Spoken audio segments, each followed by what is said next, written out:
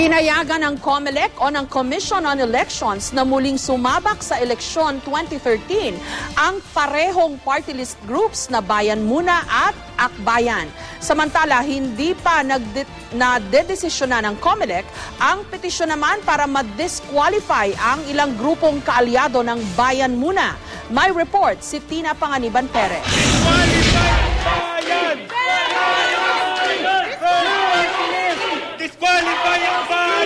Ang girian sa pagitan ng mga grupong Akbayan at Bayan Muna na uwi pa sa sakitan noong nakaraang buwan. Naniniwala kami na hindi sila marginalized at underrepresented. Ano ba? Maliit mo! Sila ay tuta! Yan ay matapos silingin ng Bayan Muna na i-disqualify ang Akbayan sa pagtakbo sa eleksyon 2013 dahil sa pagiging malapit di umano nito sa administrasyon. Pero maging ang Bayan Muna, pinapadisqualify rin ng ilang grupo. Sa huli, sa botong 4-1, nagdesisyon ng Commission on Elections na patuloy na palahukin sa party list election ng dalawang grupo. Ang track record daw ng magkabilang grupo at ang desisyon ng Korte Suprema sa kasong Ang Bagong Bayani versus COMELEC ang naging batayan ni Commissioner Rene Sarmiento sa pagboto pabor sa pagtakbo ng Akbayan at Bayan Muna.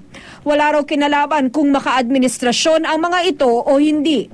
I think they deserve to be in Congress, for after all they have a long track record of representing the marginalized. And then secondly, if you read Ang Bagong Bayani, there is a portion in the epilogue. They should come out from limbo, those who used to be in the underground.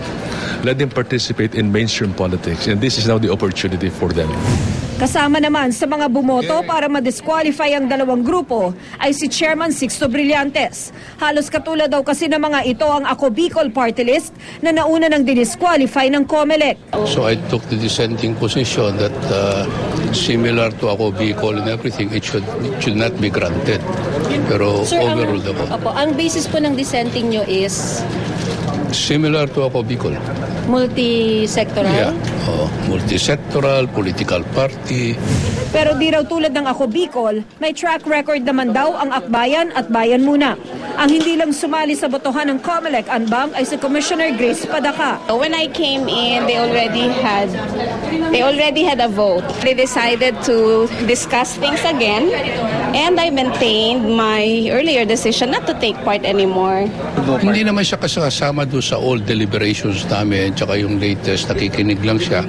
Tapos meron din yata nag-file ng inhibition niya. Sa isang statement, iginatuwa ng Akbayan ang pagpapahintulot sa kanilang makatakbo sa eleksyon 2013. Sa pamamagitan daw ng desisyon ng COMELEC, binabasura raw ang mga akusasyon laban sa Akbayan na wala raw basehan. Ang Bayan Muna naman, wala pa raw pahayag sa ngayon dahil kailangan pa nilang basahin ang desisyon ng COMELEC. Pending ba sa COMELEC ang petisyon para ma-disqualify ang mga kaalyado ng Bayan Muna tulad ng Anak Pawis, Gabriela, Kabataan at ACT.